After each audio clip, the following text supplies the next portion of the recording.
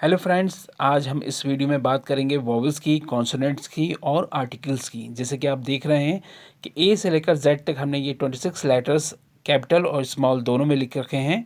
तो इन लेटर्स में यानी इन 26 लेटर्स में वॉवल्स 5 होते हैं। ए, ई, आई, ओ, यू, ये 5 वॉवल्स हैं।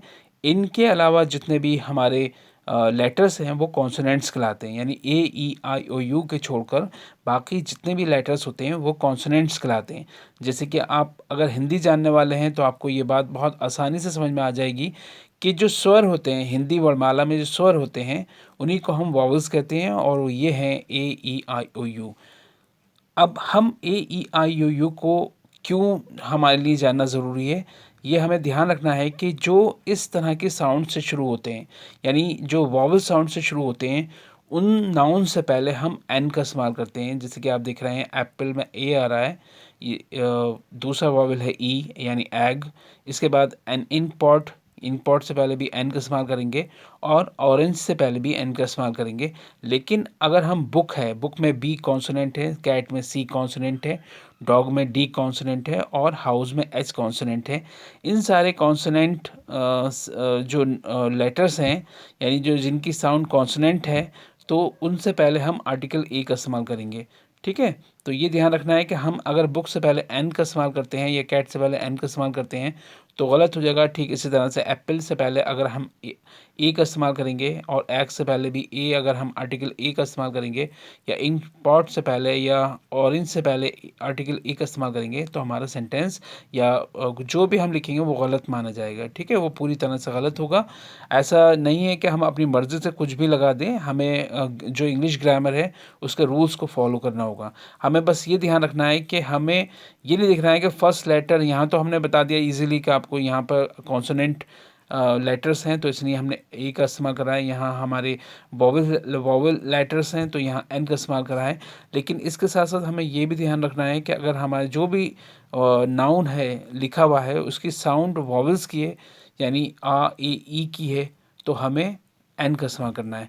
लेकिन जिन चीज़ों के बारे में या जिन नाउन्स के बारे में हम पहले बात कर चुके हैं या जिनको हम मेंशन कर चुके हैं अपने पहले सेंटेंस में, उसी के बारे में अगर हम दोबारा किसी सेंटेंस में हम बात करेंगे तो फिर ए या एन की जगह हम दा का इस्तेमाल करते हैं, दा या दी का इस्तेमाल करते हैं।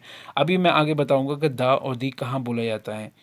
देखिए मैं एक एग्जांपल दे रहा हूँ कि ऑनेस्ट जैसे है, ऑनेस्ट में आप देख रहे हैं कि फर्स्ट लेटर जो है इसमें ऑनेस्ट में वो एच है। हालांकि ये एच आया है, कॉन्सोनेंट है, लेकिन चूंकि यहाँ एच साइलेंट है और हम जो साउंड निकाल रहे हैं एक वॉवल की निकाल रहे हैं ओ से, तो इसलिए यहाँ पर एन का इस्तेमाल होगा।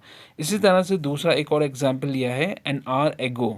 यहाँ पे भी एच हमारा साइलेंट है और हम जो साउंड निकाल रहे हैं एक वॉवल की निकाल रहे हैं, यानी एच के बाद आने वाला जो लेटर है उसके हम साउंड निकाल रहे हैं, तो इसलिए यहाँ पर एन आर एगो आएगा। ठीक इसी तरह से देखिए यहाँ यूनिक है, यूनिक में हम यू जो है वो स्वर यानी वॉवल की आवाज़ नहीं निकाल रहा है, तो इसलिए हम यहाँ ए यानी आर्टिकल ए का इस्तेमाल करेंगे। और इसी तरह से नीचे यूनिवर्सिटी है उससे पहले भी हम ए का इस्तेमाल करेंगे, क्योंकि यू अगर हम देखें तो यू या की आवाज़ निकाल रहा है, या की साउंड है, और या जो है वो हिंदी वर्णमाला में व्यंजन कहलाता है। तो हमें ये ध्यान रखना है कि जहाँ पे हमारी साउंड अगर वॉवल साउंड होगी तो हम वहाँ पर एन का इस्तेमाल करेंगे, और जहाँ पर हमारी जो साउंड होगी वो कॉन्सोनेंट साउंड होगी तो हम वहाँ पर आर्टिकल ए का इस्तेमाल करेंगे। और उन्हीं के बारे में अगर दोबारा बात करेंगे तो हम हर बार एन या ए का इस्तेमाल नहीं करेंगे, उसके बाद उन्हीं चीज़ों के बारे में हम दोबारा बात करेंगे तो आर्टिकल दा या दी का इस्तेमाल करेंगे। अब बात आती है कि दा और दी हम कहाँ बोलते हैं। देखिए एग्जाम्पल मैं दे रहा हूँ, a pen and an ink pot are on the table. ठीक है, a pen and an ink pot are on the table, यानी एक पैन और एक इंक पॉट जो है वो टेबल पर है। The pen and the ink pot are leaking. हमने यहाँ बोलना है the pen and the ink pot, यानी इंक पॉट से पहले दी बोलना है, क्योंकि इसमें जो आई है वो वॉवल है। जहाँ भी वॉवल साउंड आएगी तो वहाँ पर हम आर्टिकल दी बोलेंगे, और जहाँ पे भी कॉन्सोनेंट साउंड होगी जिस नाउन में तो वहाँ पर हम दा का इस्तेमाल करेंगे। इसी तरह से दूसरा एग्जाम्पल है, a boy and a girl are sitting there, यानी एक लड़का और एक लड़की वहाँ बैठे हुए हैं। The boy is happy, the boy is happy, यानी लड़का खुश है, but the girl is sad, लेकिन लड़की दुखी है। इसी तरह से तीसरा एक सेंटेंस है, mister Khan is an honest person, mister Khan एक ईमानदार इंसान है। He is a clerk in A university, या वो एक यूनिवर्सिटी में क्लर्क हैं। तो यहाँ पर हमने यूनिवर्सिटी से पहले ए का इस्तेमाल किया है।